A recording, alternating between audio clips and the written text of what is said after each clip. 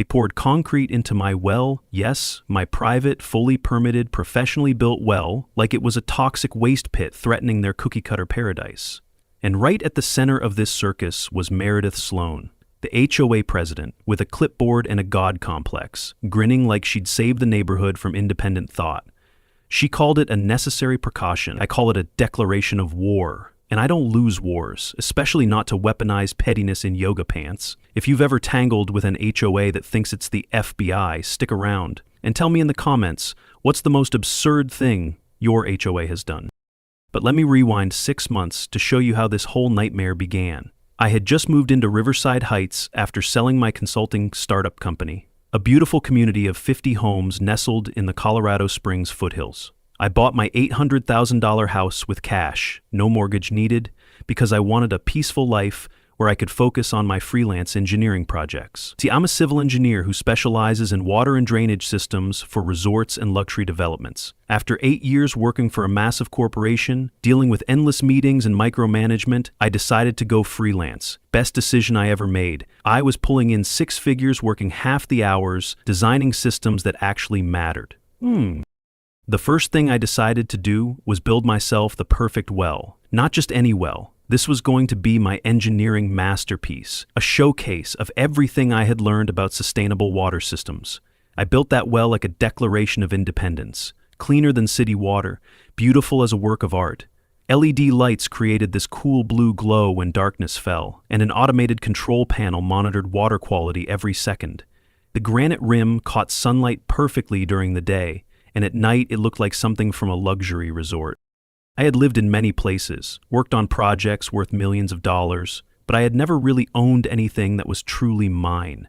This well, dug, designed, and installed by my own hands, was the first time I had something that belonged completely to me. It represented everything I valued: innovation, self-reliance, and doing things the right way, even when it cost more. Standing next to it with a cold glass of the cleanest water I had ever tasted, I felt like I had finally found my place in the world. That's when I met Meredith Sloan. She showed up at my door 3 days after I finished the well, carrying a welcome basket filled with expensive cookies and wearing the kind of perfect makeup and outfit that screamed, "I have nothing better to do than worry about what my neighbors think." She was 42, recently divorced from some hotshot Denver lawyer, and had used her $2.5 million settlement to buy the most expensive house in our community. What I didn't know then was that Meredith was used to being the center of attention, the queen bee who organized charity events and social clubs back when she was a trophy wife. Losing that status in a very public, very messy divorce had left her desperately needing to control something, anything, to feel powerful again.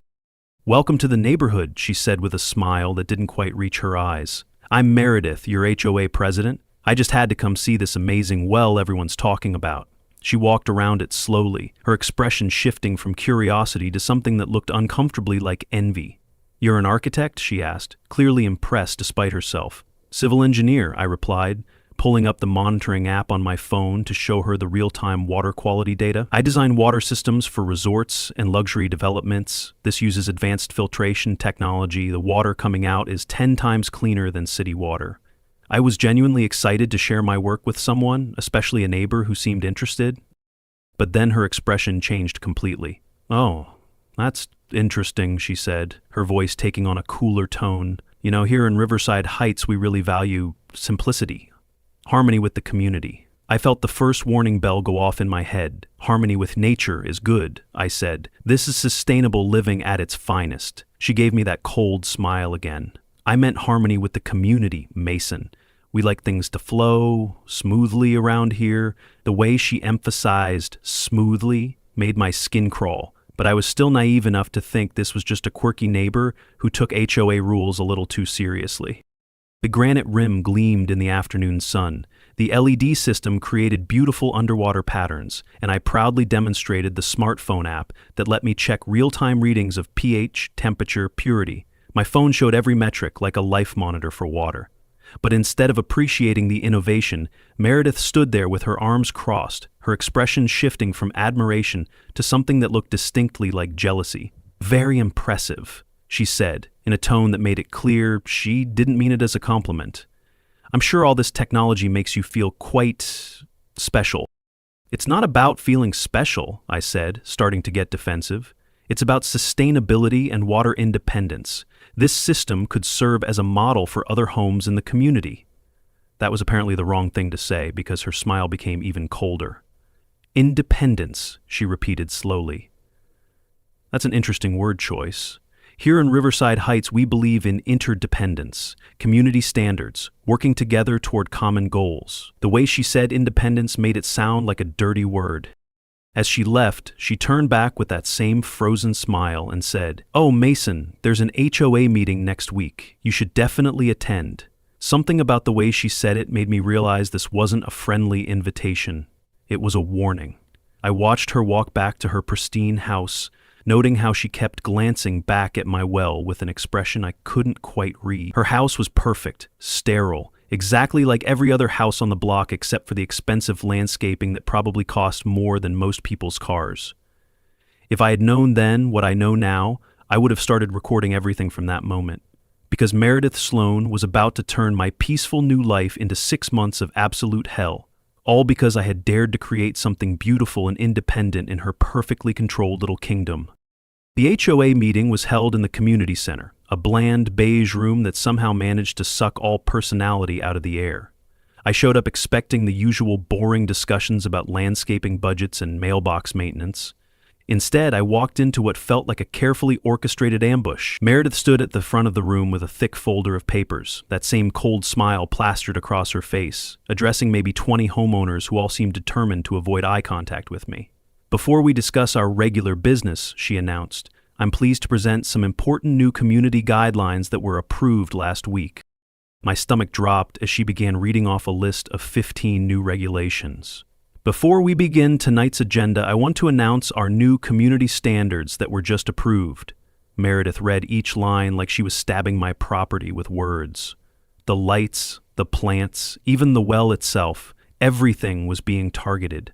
Each new rule felt like a personal attack disguised as community improvement, designed specifically to dismantle everything I had built. The room was dead silent except for Meredith's voice, and I realized with growing horror that every single person there knew exactly what was happening.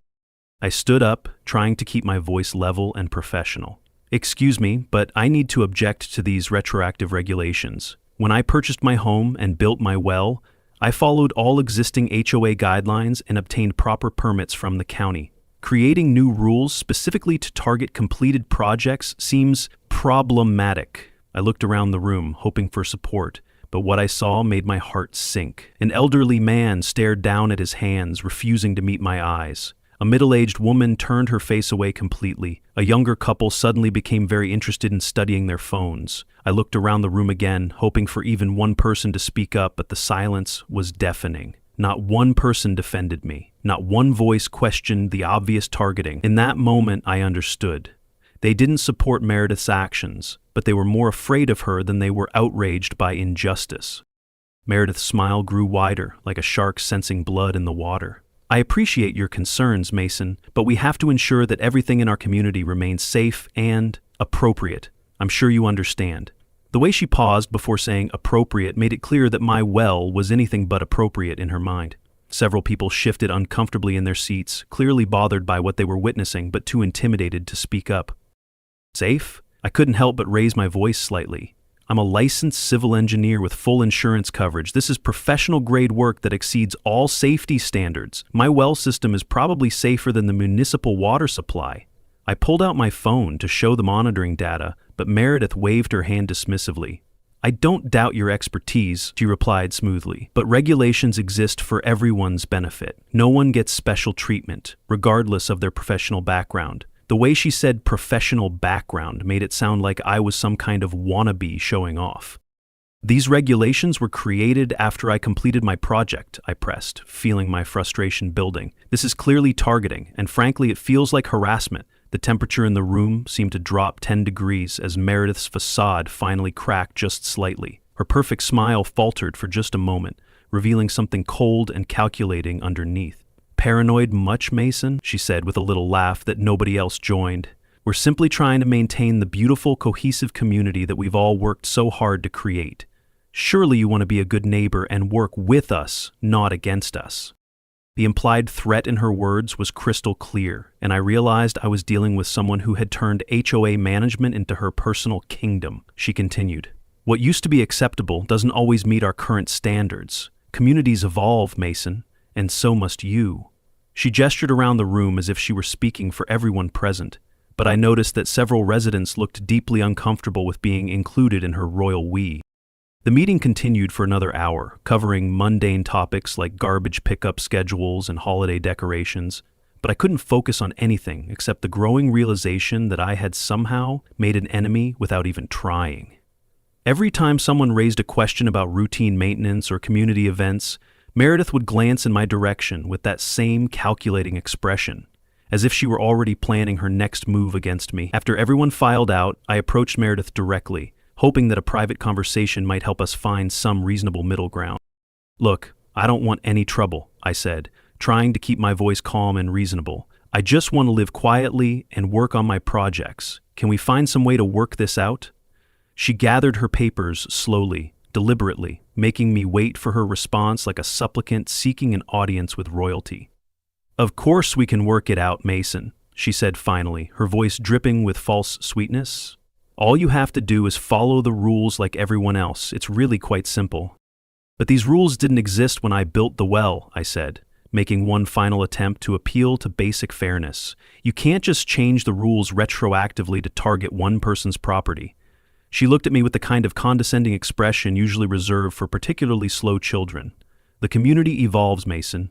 Our standards have to evolve too. I'm sure a smart engineer like you can figure out how to adapt." The way she said adapt made it clear she meant surrender completely. I left that meeting knowing I was in for a fight, but I still believed that reason and documentation would prevail. After all, I had permits, insurance, professional credentials, and a well that was objectively beneficial to the property and the environment. How wrong I was. When I got home that night, I found the first violation notice taped to my front door. Violation, unauthorized electronic decoration visible from street. Fine, $75 per day until corrected. They were targeting my solar panel, a piece of equipment that was both functional and environmentally responsible. I stared at that bright red notice and realized that Meredith Sloan wasn't interested in reasonable compromise. She wanted total submission. The war for my independence had officially begun. What followed was the most frustrating month of my adult life. Meredith launched a systematic campaign of harassment disguised as community standards enforcement. Every single day brought a new violation notice, each one more ridiculous than the last. They fined me for towels, tomatoes, trash bins. Every small act was a new violation. Meanwhile, my neighbor's holiday lights stayed up all summer, untouched, not a single notice. The pattern became clear quickly. Meredith was walking through my property with a measuring tape and magnifying glass looking for any possible violation while completely ignoring identical or worse infractions at other houses. I started documenting everything with photos and timestamps, building a case file that showed the obvious targeting. My neighbor directly across the street had Christmas lights up year-round, which violated at least 3 HOA rules, but somehow never received a single notice.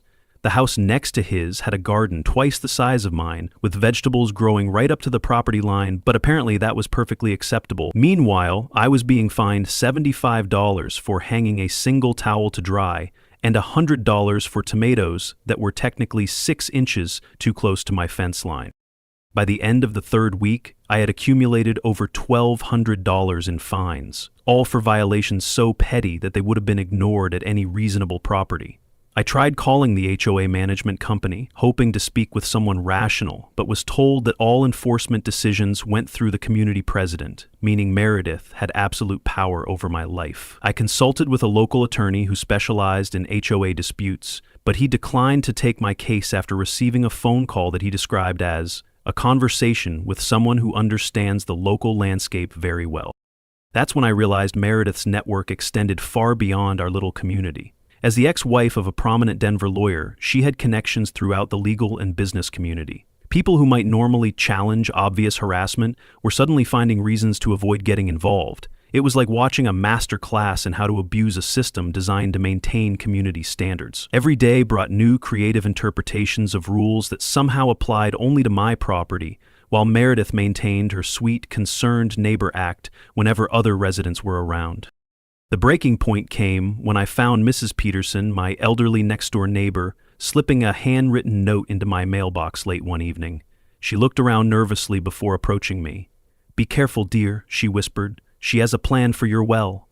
I heard her on the phone with someone about environmental concerns and emergency measures. The note she left was even more specific.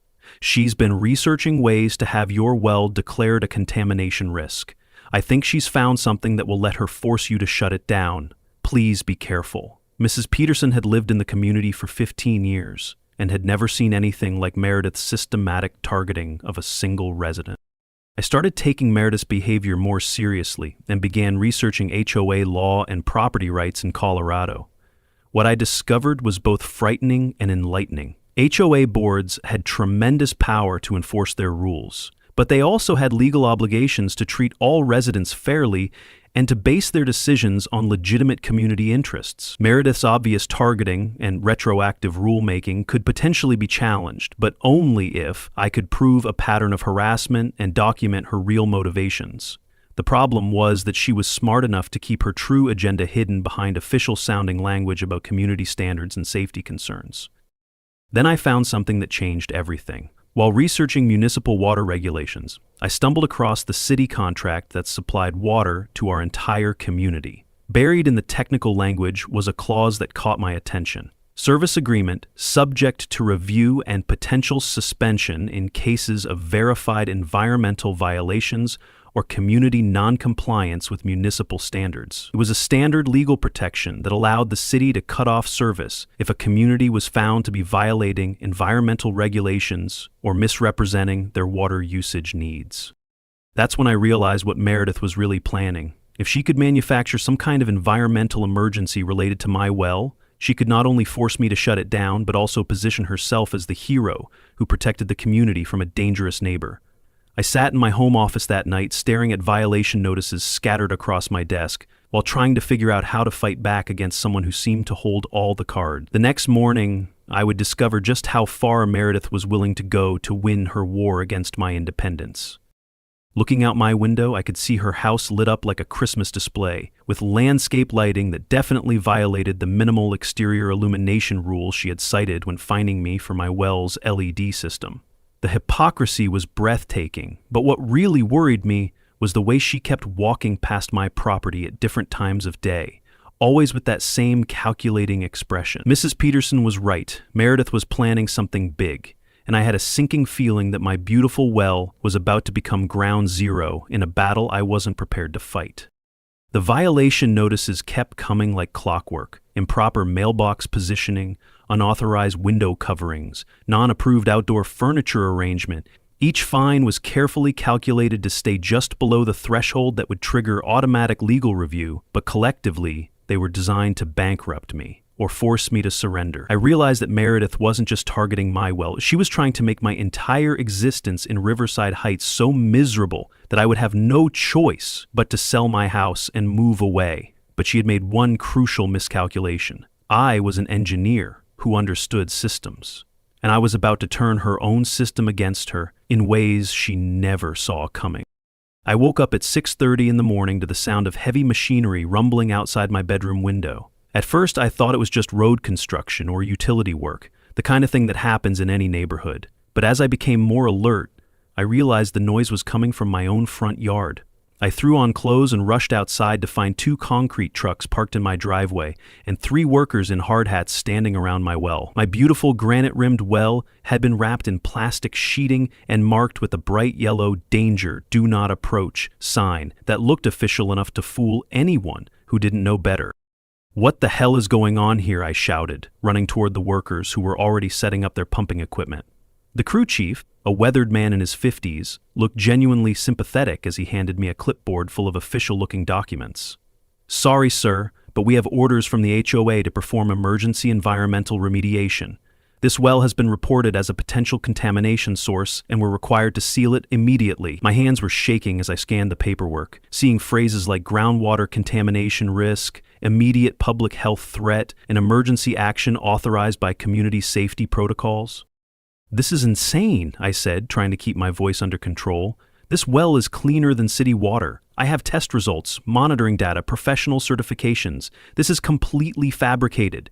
The crew chief shrugged apologetically.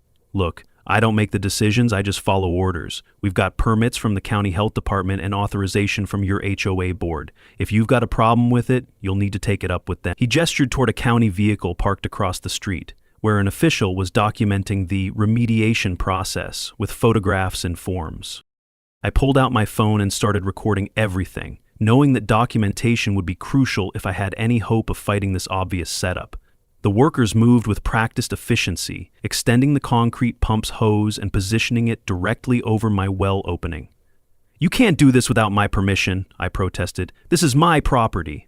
The county official walked over with a clipboard and a badge that made everything seem depressingly legitimate. "Actually, sir, when there's a verified public health emergency, we have authority to take immediate action. The HOA filed a complaint with documented evidence of contamination risk, and our testing confirmed elevated levels of concerning substances." "What testing?" I demanded. "Nobody has tested my water except me, and I have documentation showing it exceeds all safety standards." The official looked uncomfortable, but stuck to his script. "I'm sorry, sir, but we have to err on the side of public safety. You can request a hearing to contest the findings, but the remediation has to proceed immediately." I realized with growing horror that Meredith had somehow manufactured fake test results and convinced county officials that my well posed a genuine threat. The whole thing was a masterpiece of bureaucratic manipulation, using official channels to accomplish what amounted to pure vandalism. The concrete trucks fired up their pumps, and I watched helplessly as they began filling my engineering masterpiece with liquid cement. 25 feet of carefully planned depth, disappearing under an avalanche of gray concrete that would harden into permanent destruction. I kept recording, capturing every moment of the process while trying to argue with officials who seemed genuinely convinced they were protecting public safety. The whole operation took less than 2 hours, transforming my beautiful, functional well into an ugly concrete monument to Meredith's ruthlessness. And then, just as the last of the concrete was being poured, Meredith herself appeared, walking across my lawn with that same sweet smile she had worn during our first meeting. "Oh, Mason, I'm so sorry about all this," she said, her voice dripping with fake sympathy. "I know how proud you were of your little project, but sometimes we have to make sacrifices for the greater good." I was so angry I could barely speak, but I managed to keep recording as she continued her performance. "I hope you understand that we couldn't risk contaminating the groundwater for the entire neighborhood. I'm sure you'll appreciate having clean, safe city water like the rest of us." "You fabricated this entire emergency," I said, my voice shaking with rage. "You know as well as I do that my well was perfectly safe. This is harassment, pure and simple." Meredith's mask slipped just slightly, revealing a flash of the cold calculation underneath her neighborly facade. "That's a very serious accusation, Mason. I hope you're not suggesting that county health officials would participate in some kind of conspiracy. That sounds almost paranoid." She emphasized the word paranoid, the same way she had during the HOA meeting, like she was diagnosing a mental illness. "What I'm suggesting," I replied, still recording, "is that you've made the biggest mistake of your life." She laughed, a sound like ice cracking. "Mistake? I think I've solved a problem that was making everyone in the neighborhood uncomfortable. Now you can join the rest of civilized society and use municipal water like a normal person." The county official and concrete crew were packing up their equipment, leaving behind a yard that looked like a construction zone and a concrete plug where my pride and joy had been just hours before. That night, I sat in my home office staring at the footage I had captured, watching Meredith's performance over and over again. Her words kept echoing in my mind. "Now you can join the rest of civilized society." She thought she had won, that she had broken my spirit and forced me into submission like any other troublesome resident. But Meredith Sloan had made one crucial miscalculation. She had targeted an engineer who understood exactly how systems worked, including the system that kept her perfect little community supplied with water. As I started researching municipal water contracts and environmental compliance regulations, I began to see the outline of a plan that would give her a taste of her own medicine. The next few days were a blur of research, phone calls, and careful planning.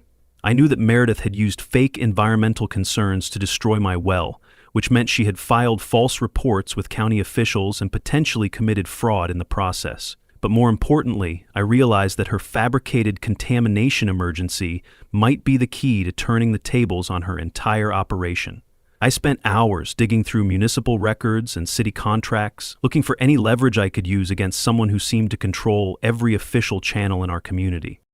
That's when I found the golden ticket buried in the fine print of Riverside Heights' water service agreement with Colorado Springs. Buried in the fine print was a golden bomb, one fake pollution claim, and the city could pull the plug. Not maybe, instantly. It was designed to protect the city from liability if a community was found to be misrepresenting environmental conditions or filing fraudulent safety reports. Meredith's fake contamination report wasn't just harassment. It was exactly the kind of false environmental reporting that could trigger a service suspension. I realized I needed to be strategic about this. Going to the authorities with accusations of harassment would be my word against hers, and she had already proven her ability to manipulate official channels. But if I could get her to admit on record that she had fabricated the contamination report, I would have concrete evidence of fraud that the city couldn't ignore. I needed to make her feel safe enough to brag about her victory, confident enough to reveal how she had pulled off her master plan. The challenge was creating a situation where she would incriminate herself without realizing she was being recorded. I decided to invite her over for what I called a peace negotiation. I sent her a text message saying that I was ready to discuss reasonable compromises and that I hoped we could find a way to move forward as good neighbors. Her response came back within minutes. "Of course, Mason. I've always believed that reasonable people can work things out. How about tomorrow afternoon in your backyard?" The speed of her reply and the exclamation points told me everything I needed to know. She was eager to celebrate her victory and probably curious about how thoroughly she had broken my spirit. I spent that evening carefully setting up recording equipment around my patio area. I positioned a small camera inside a decorative planter and placed a backup audio recorder inside my outdoor speaker system. I wanted multiple angles and redundant recording in case something went wrong with the technology. This wasn't about revenge anymore. It was about documentation and justice. Meredith had used the system to destroy my property through fraud and manipulation, and I was going to use the same system to hold her accountable. The next afternoon, she arrived right on time, wearing a flowing sundress and carrying a bottle of expensive wine like we were old friends getting together for a social visit. "Mason," she said warmly, giving me an air kiss like we hadn't been engaged in psychological warfare for months. "I'm so glad you reached out. I've been hoping we could put all this unpleasantness behind us." She settled into one of my patio chairs, looking completely relaxed and confident, like a general surveying a conquered battlefield. "I have to admit," I said, playing my part carefully, "you really outmaneuvered me with the whole environmental thing. I never saw that coming." Her eyes lit up with genuine pleasure at the compliment. "Well, sometimes you have to think creatively when dealing with difficult situations. I've learned that people respond better to official authority than to simple requests." She poured herself a glass of wine and settled back in her chair, clearly enjoying the opportunity to explain her brilliance to the defeated enemy. "How did you even know to use environmental concerns?" I asked, trying to sound like an impressed student learning from a master. "I mean, that was incredibly effective." Meredith practically preened at the praise. "Oh, Mason, you'd be amazed what you can accomplish when you understand how these systems work. I've been involved in community management for years, and I've learned that environmental safety is the one thing that makes officials act immediately, no questions asked." She took a sip of wine and continued. "All it took was one phone call to a friend who understands how to write convincing reports." "A friend?" I prompted, trying to keep my voice casual while my heart pounded with excitement. "That's genius. So the contamination report was..." She waved her hand dismissively. $500 to someone who knows how to make things sound official and scary, worth every penny for the results." She gestured toward the concrete plug where my well used to be. "Sometimes you have to invest in solutions, And honestly, the whole thing was probably illegal anyway. Private wells in established communities always create complications." I could barely contain my excitement as she continued digging her own grave. "The best part," she said, warming to her subject, "is that everyone thinks I'm the hero who protected the neighborhood from a dangerous situation. They have no idea how easy it was to manufacture the whole crisis." She laughed, clearly delighted with her own cleverness. "I mean, you had to know that having your own water source made everyone else feel inadequate, like you were showing off or something. Nobody wants to live next to someone who thinks they're better than the rest of us." "So this was really about the well making me stand out too much?" I asked, giving her the opportunity to fully incriminate herself. "Oh, absolutely," she replied without hesitation. "If I let one person have their own private water source, pretty soon everyone would want one. Then who would pay for the municipal water system? The whole community structure would fall apart. I had to nip that in the bud before it became a trend. She raised her wine glass in a mock toast to community standards and the people who enforced them. As she left that afternoon, still glowing with satisfaction from her confession, I sat on my patio, reviewing the perfect footage I had captured.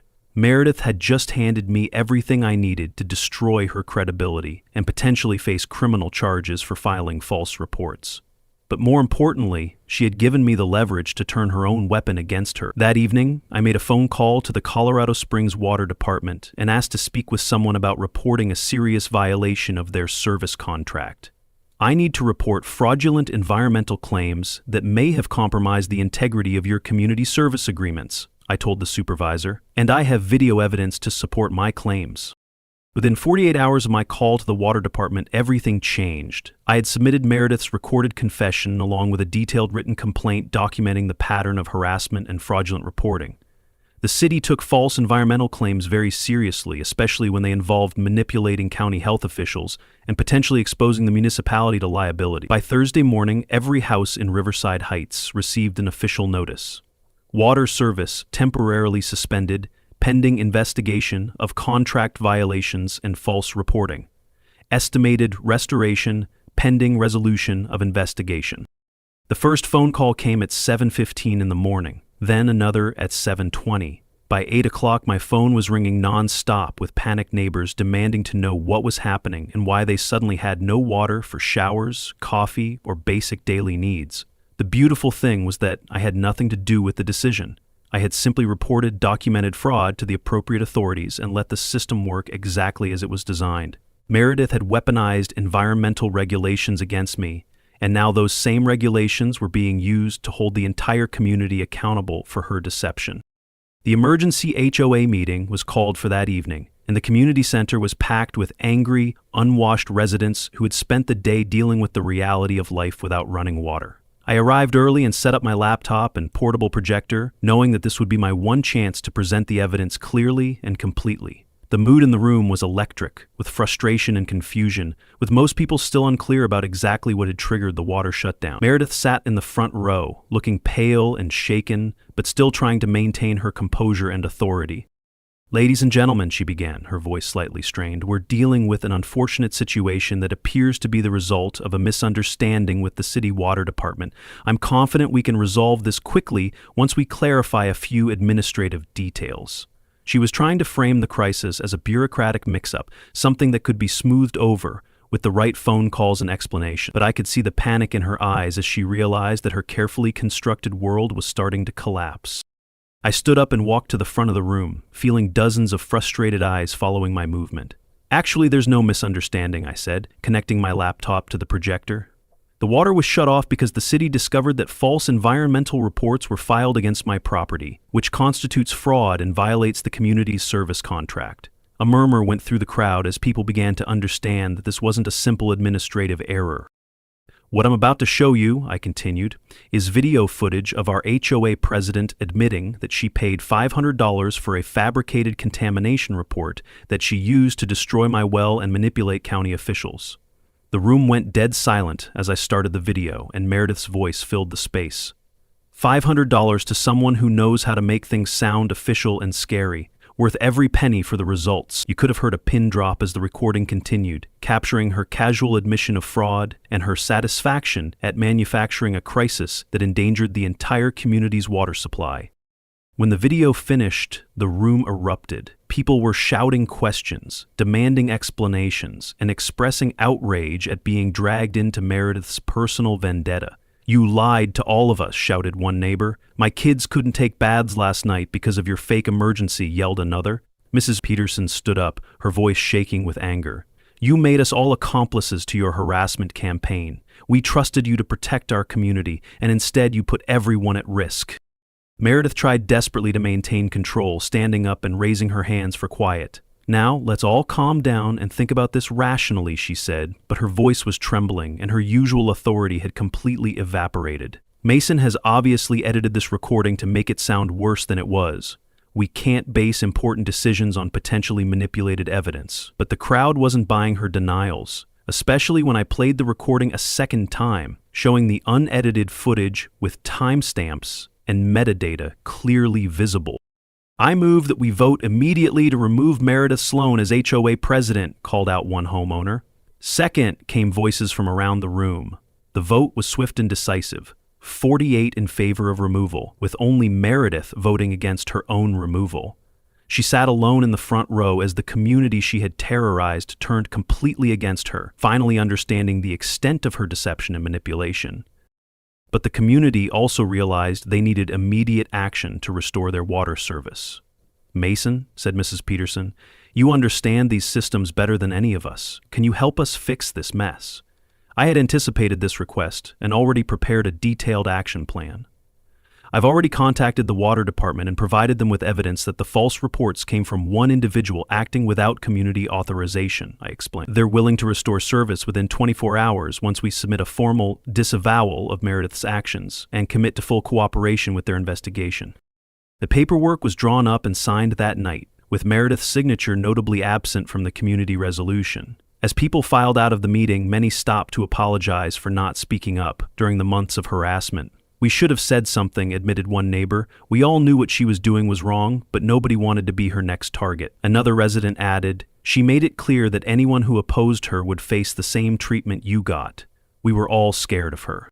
As the room cleared, Meredith sat alone, surrounded by empty chairs and the wreckage of her carefully constructed authority. She looked up at me with an expression of pure hatred and hissed, "This isn't over, Mason. I'll sue you.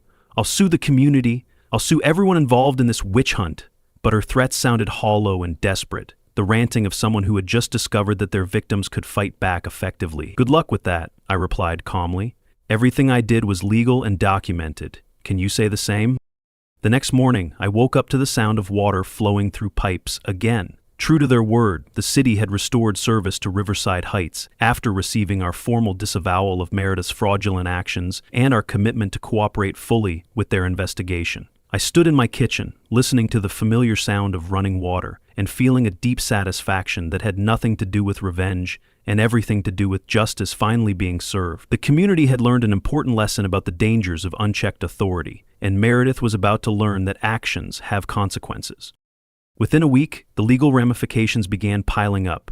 The county health department launched an investigation into the false contamination report, which could result in criminal charges for filing fraudulent government documents. The city water department was pursuing civil penalties for contract violations and the costs associated with the emergency service suspension. Most importantly for the community, Meredith was required to pay $15,000 in compensation for my destroyed well, plus additional funds to cover the community's legal fees and administrative costs related to the water shutdown.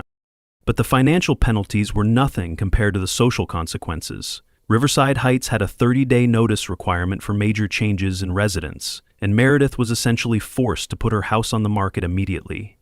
Word of her deception had spread throughout the community and beyond, making it impossible for her to maintain any credibility or authority. The neighbors who had once smiled politely at her morning walks now turned away or openly glared when she appeared.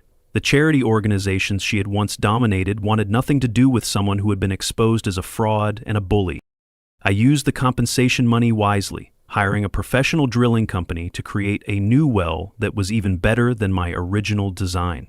This one went down 30 feet, had an expanded 5-layer filtration system, and included a backup solar array that could power multiple households if needed. But instead of keeping this resource to myself, I designed the system with multiple access points that allowed my immediate neighbors to connect their own lines for emergency water, or simply because they preferred the cleaner, better-tasting well water to the municipal supply. Mrs. Peterson was the first to take advantage of the shared water system, and soon 2 other families had connected as well. What had started as Meredith's attempt to force conformity and eliminate my independence had actually created a small network of neighbors who were now more self-sufficient and connected than ever before. Children played around the new well area, which I had landscaped with native Colorado plants and comfortable seating. The space became an informal community gathering spot, the exact opposite of the sterile uniformity that Meredith had tried to enforce. The investigation into Meredith's actions revealed a pattern of abuse that extended far beyond my situation. Other residents came forward with stories of selective enforcement, retroactive rule changes, and intimidation tactics that had made their lives miserable. The county attorney's office was building a case that could result in serious criminal charges, including fraud, harassment, and abuse of authority. Meredith's attempts to hire high-powered legal representation were complicated by the fact that her ex-husband's law firm wanted nothing to do with her case, and other attorneys were reluctant to defend someone with such clear video evidence against them.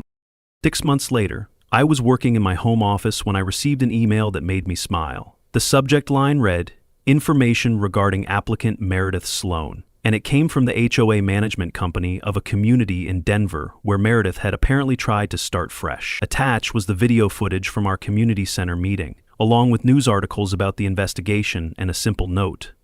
"Thought you should know what kind of person is applying for our board position." Her application had been rejected immediately, without even the courtesy of an interview. The beautiful irony was that Meredith's attempt to destroy my independence and force me into conformity had actually strengthened my position in the community and created exactly the kind of collaborative, innovative neighborhood that she had tried to prevent. The shared well system had inspired other residents to explore solar panels, community gardens, and other sustainable living initiatives. We had accidentally created the kind of forward-thinking, environmentally conscious community that attracted exactly the type of residents who valued innovation over conformity. On a warm evening in late summer, I was sitting by the new well with Mrs. Peterson and a few other neighbors, watching children play in the gathering dusk while we discussed plans for a community greenhouse project. The LED lights in the well created their familiar underwater glow, and you could hear the quiet hum of the solar-powered filtration system doing its work. "You know," Mrs. Peterson said, "Meredith thought she was protecting property values by keeping everything the same, but this community is worth more now than it ever was when she was in charge." She was right. The innovative water system, the collaborative spirit, and the reputation for standing up to bullies had made Riverside Heights an attractive destination for exactly the kind of neighbors you actually want to live around. Property values had increased, but more importantly, the quality of life had improved dramatically. People felt free to pursue their own projects and improvements without fear of arbitrary punishment or selective enforcement of rules designed to maintain someone else's vision of perfection. As I sat there that evening, listening to the quiet sounds of a healthy community and watching the last traces of sunlight reflect off clean water flowing from deep underground, I realized that Meredith had actually done me a favor. Her attacks had forced me to become more engaged with my neighbors, more creative in my solutions, and more committed to the principles of fairness and innovation that made communities thrive. Sometimes the best response to people who try to tear you down is simply to build something better than what they tried to destroy. I pulled out my phone and took a picture of the well with its LED lights glowing softly in the twilight, surrounded by laughing children and content neighbors. Then I looked up at the stars appearing in the clear Colorado sky and said quietly, "Thanks for the lesson, Meredith. Sometimes the best way to deal with people who want to control everything is to show them what freedom actually looks like." QA stories where reality feels like fiction and fiction wishes it was this juicy. Hit that like before the next bombshell drops.